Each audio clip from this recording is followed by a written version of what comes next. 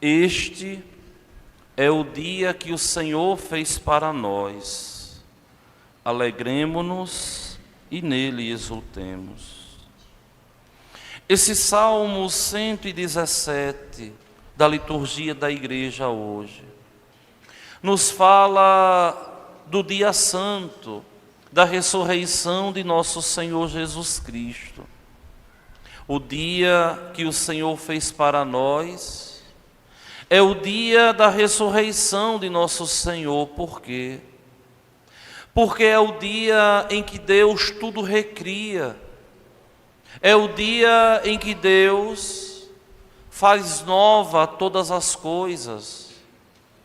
É o dia em que o Senhor, o bom Deus, faz com que o homem também viva ele uma vida nova. Depois dos exercícios quaresmais, onde nós cristãos fomos exortados pela igreja para vivermos a penitência, para vivermos a caridade, o jejum, a abstinência, para rezarmos mais um pouco e assumirmos de verdade um pouco o gosto não saboroso da vida daqueles que pecam. Porque existe espiritualmente uma diferença muito grande no sabor. Aquele que vive em Deus, aquele que luta contra os pecados mortais e com a graça de Deus vence, e que luta contra os pecados veniais, a vida tem um sabor de santidade, de eternidade. Aqueles que vivem imbuídos nos pecados mortais e que dão pouca ligança, como vocês dizem, para os pecados veniais, têm na vida um sabor amargo de uma incoerência, de um distanciamento de nosso Senhor, de um vazio espiritual muito grande. Por quê? Porque o sabor do pecado é amargo e o sabor da santidade é doce. É doce o sabor daquele que busca viver em Deus e que compreende que o domingo de Páscoa não é simplesmente uma memória da ressurreição de Cristo, mas é o elan de um acontecimento que mudou completamente a história do homem. Cristo, verdadeiramente ele ressuscitou. E a ressurreição de Cristo para nós tem um sabor maravilhoso, que é o sabor da eternidade, que é o sabor da salvação. Vejam, meus irmãos, o evangelho de hoje é um evangelho escrito por uma testemunha ocular. Quem escreve o evangelho de hoje é João, que é uma das personagens do histórico de hoje, da cena histórica de hoje. Quem corre ao túmulo é Pedro e João que escreve. Tanto que ele escreve em terceira pessoa, os dois corriam juntos. Mas o discípulo que ele amava não entrou. Se vocês olham bem esse texto aqui, que todos os anos nós meditamos e todos os anos fala tão bem ao nosso coração, vocês vão ver que elas foram ao túmulo. Maria Madalena, as outras mulheres, foram ao túmulo visitar o corpo do Senhor. Só que quando elas chegam lá, elas veem que a pedra do túmulo tinha sido removida. Aqui a gente tem que parar e entender um pouquinho. Por que será que essa pedra do túmulo foi aqui retirada? Pode ser que você pense assim: para que ele pudesse sair ressuscitado. Só que a sua resposta, se for essa, ela está totalmente errada. Porque quando ele ressuscitou, ele não estava mais preso ao tempo e ao espaço. Ele dali sairia e saiu sem que aquela pedra dali fosse removida.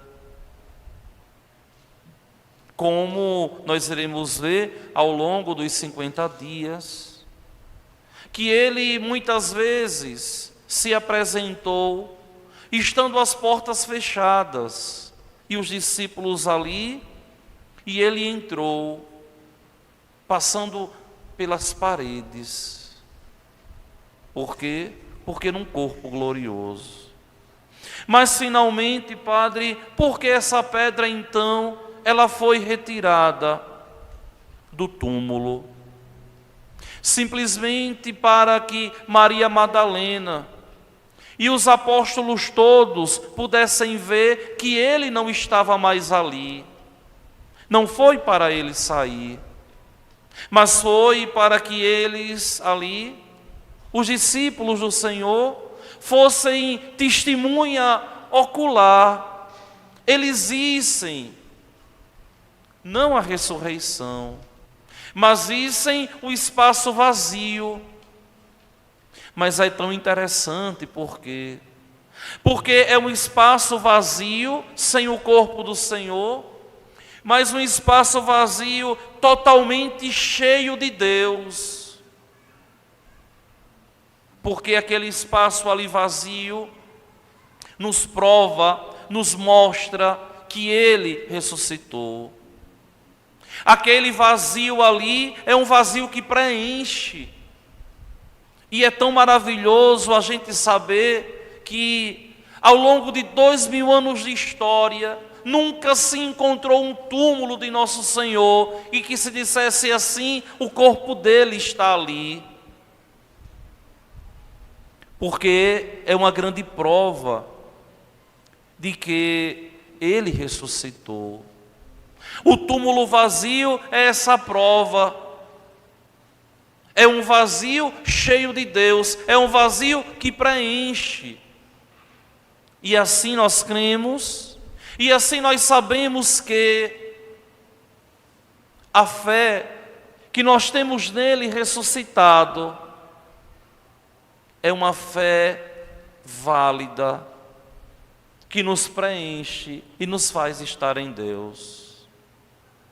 Este é o dia que o Senhor ressuscitou. Este é o dia que o Senhor fez para nós. Alegremo-nos e nele exultemos. Também é interessante a gente lembrar que a festa da Páscoa é anterior à ressurreição de Jesus. Os judeus já se reuniam para celebrar a libertação daquele povo ali que estava sendo escravizado.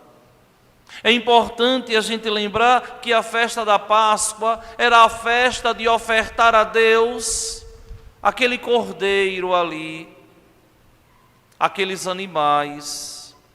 Era a festa dos pães ázimos.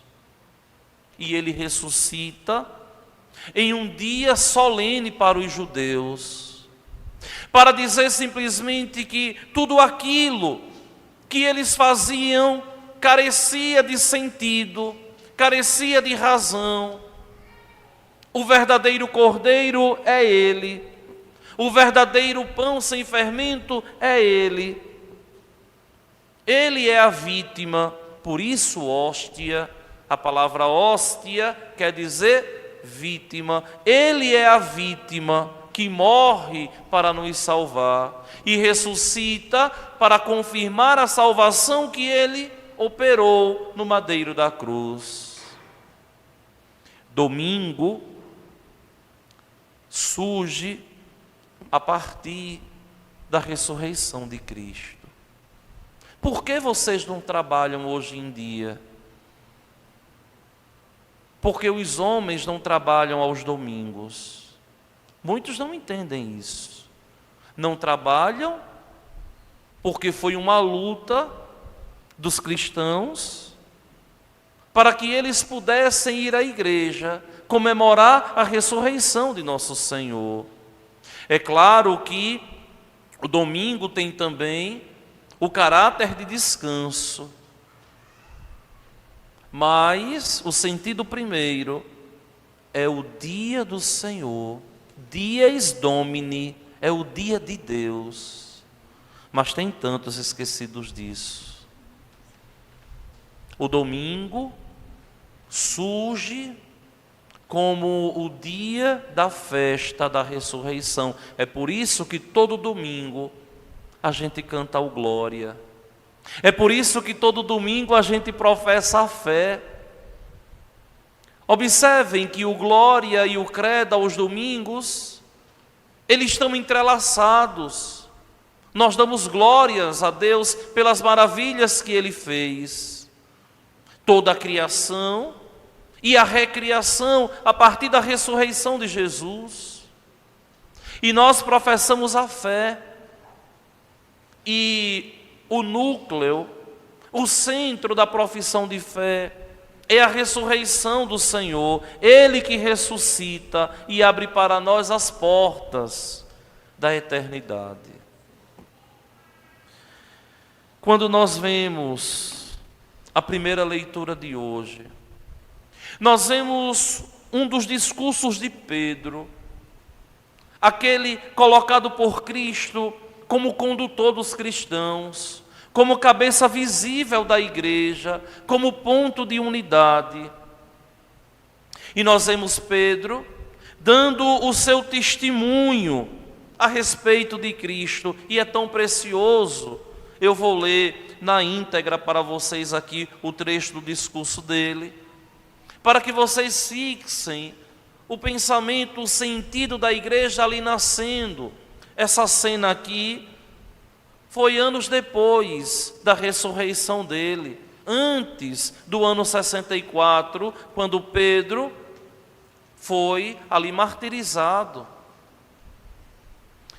E Pedro, no seu discurso, assim diz: vós sabeis o que aconteceu em toda a Galileia, a começar pela Judeia. Depois do batismo pregado por João, ele está dizendo, como Jesus de Nazaré foi ungido por Deus, com o Espírito Santo e com poder. Ele andou por toda parte, fazendo bem e curando a todos que estavam dominados pelo demônio, porque Deus estava com ele.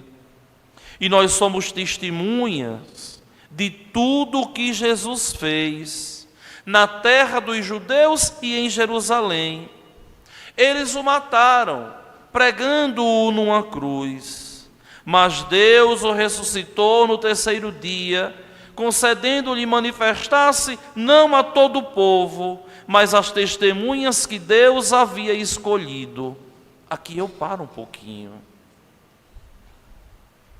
Vejam que Pedro vai enfatizar aqui.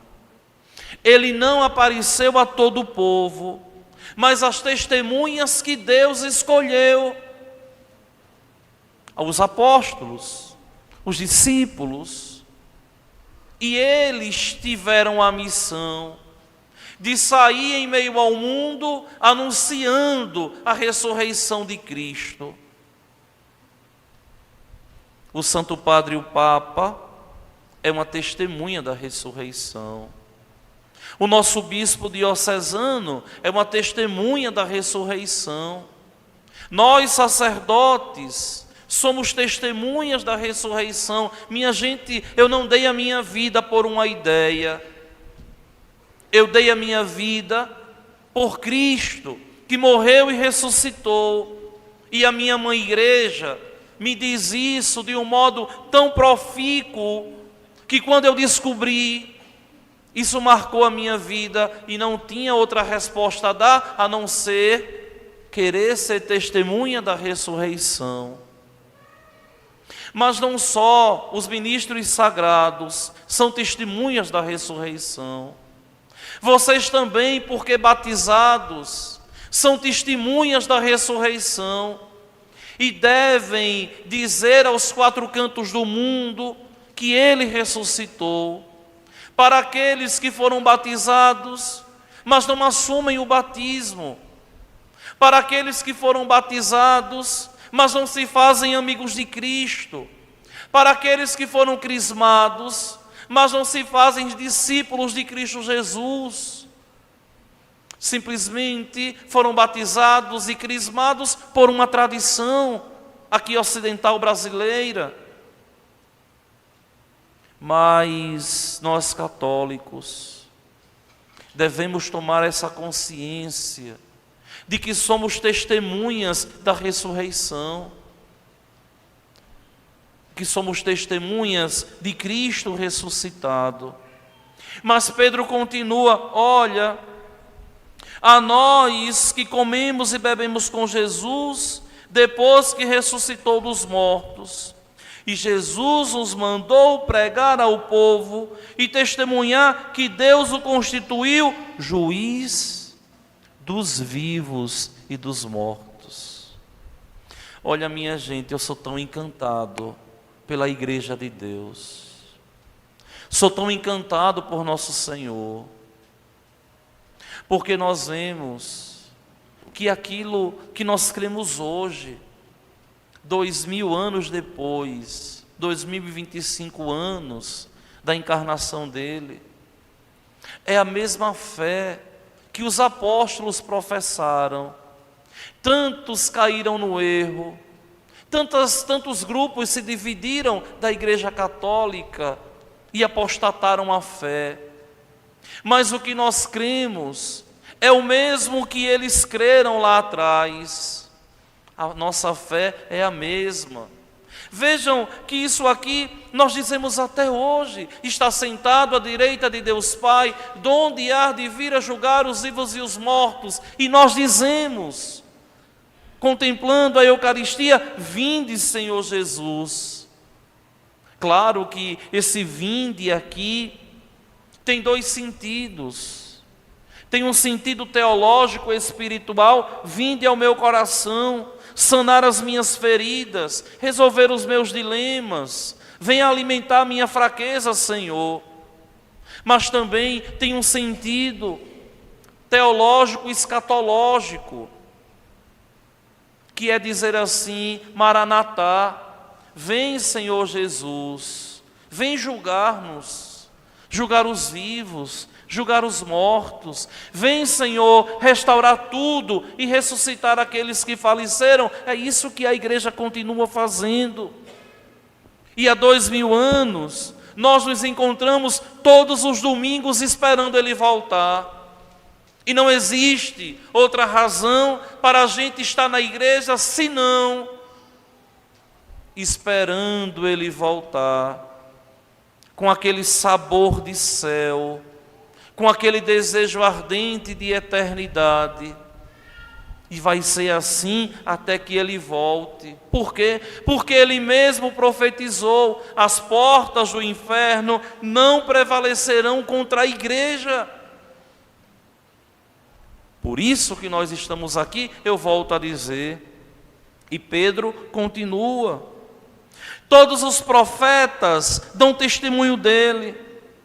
Todo aquele que crê em Jesus recebe em seu nome o perdão dos pecados. Para quê? Para se fazer uma nova criatura, para se tornar discípulo dele, arauto do Evangelho, ou seja, um anunciador da boa nova em meio ao mundo. Mas aqui, meus irmãos, não é simplesmente, quando a gente fala em anunciar o Evangelho ao mundo, Não é sair como missionário, como eu, que estou a 1.360 quilômetros da casa dos meus pais para evangelizar em nome de Deus. Não é isso não, simplesmente isso não. Falar ao mundo quer dizer falar dentro da tua casa, àqueles que Deus te confiou, aos teus colegas de trabalho, aos teus vizinhos. E vejam como nós somos falhos nesse quesito. Quantos e quantos não conhecem a Cristo, porque nós não somos esses arautos a levarmos a boa nova ao mundo, e a boa nova é: Cristo ressuscitou e abriu para nós as portas do paraíso. Mas a liturgia da igreja hoje ainda nos traz um texto muito bonito, agora não mais de Pedro, mas agora de Paulo. E São Paulo, que não foi testemunha ocular da ressurreição, porque é interessante a gente perceber que Pedro foi testemunha ocular, Paulo não. Paulo ficou sabendo da ressurreição através da igreja, assim como vocês e eu. Paulo não foi testemunha da ressurreição, não era um dos 12, não foi escolhido de primeiro momento, mas foi escolhido depois da traição de Judas. Aqui é interessante a gente entender, enquanto os apóstolos escolhem Matias, o Senhor, o bom Deus, escolhe Paulo. E os dois vão ocupar essa lacuna ali de Judas. Tanto que Paulo é considerado na igreja o 13º apóstolo, um dos grandes corifeus, um dos grandes baluartes da nossa fé. E Paulo diz assim: se ressuscitastes com Cristo, esforçai-vos para alcançar as coisas do alto, onde está Cristo sentado à direita de Deus. Vejam que existe um complemento entre as palavras de Paulo e as palavras de Pedro. O que é que nós professamos todo domingo? Está sentado à direita de Deus Pai, donde há de vir a julgar os vivos e os mortos. Está sentado à direita de Deus Pai, palavra de Paulo. Donde há de vir julgar os vivos e os mortos, palavra de Pedro. Vejam que a nossa fé é uma construção da igreja. Por quê? Porque o próprio Senhor nos vai dizer que o Espírito Santo vai conduzir a igreja à plena verdade. E é por isso que é bom ser católico, porque não é uma conversa para boi dormir, não é uma conversa para ludibriar, para enganar, mas é de verdade o anúncio da ressurreição do Senhor, o bom Deus. Aspirai as coisas do alto, esforçai-vos para alcançar as coisas do alto, aspirai as coisas celestes e não as coisas terrestres. Como tem gente que só se preocupa com as coisas aqui deste mundo e esquecem de se preocupar com as coisas eternas. E esquecem de se preocupar com a eternidade. E Paulo continua: vós morrestes, e a vossa vida está escondida com Cristo em Deus. Ou seja, Ele como que lança uma capa sobre nós, para nos proteger do pecado e do mal, e para que a gente ressuscite com Ele. Quando Cristo, pois, aparecer em seu triunfo, então vós aparecereis também com Ele revestidos da glória, glória que o Pai derrama sobre Ele, glória que Ele com o Pai derrama sobre a igreja. Lembrem que o Espírito Santo é enviado por Deus e por nosso Senhor Jesus Cristo sobre a igreja. E a gente vai ver isso lá no finalzinho do tempo pascal. Só que vejam bem, se vocês pegam o texto de hoje do Evangelho, vocês vão ver que aparece aqui 7 vezes a palavra túmulo. 7 vezes no texto santo aparece a palavra túmulo. Por quê? Porque a igreja simplesmente nos quer dizer que são 7 os sacramentos que Deus nos dá para que nós possamos também sairmos do túmulo e alcançarmos a salvação para ressuscitarmos com Ele. E se vocês observam, a nossa vida do início ao fim, ela é marcada pelos sacramentos da igreja. E Deus não fez o homem para viver amarrado no pecado no túmulo, mas Deus fez o homem para que o homem viva e tenha vida plena e tenha vida em abundância. Mas aqui ainda eu tenho um aspecto para falar para vocês. No texto santo do Evangelho de hoje, de um modo muito simples, João, ao escrever, ele nos coloca alguns dados interessantes. Primeiro, os 2 apóstolos correm juntos. João, mais novo, chega, corre primeiro, mas respeita Pedro, que é o chefe da igreja. Respeita. Outra linha de estudo vai dizer que ele não podia ter contato com um defunto, senão ficava impuro para celebrar a Páscoa. Segundo o estudo, segundo a tradição, ele era de família sacerdotal. Shekel, que é um dos grandes teólogos bíblicos, nos vai dizer isso. E ele chega primeiro, ele olha para dentro,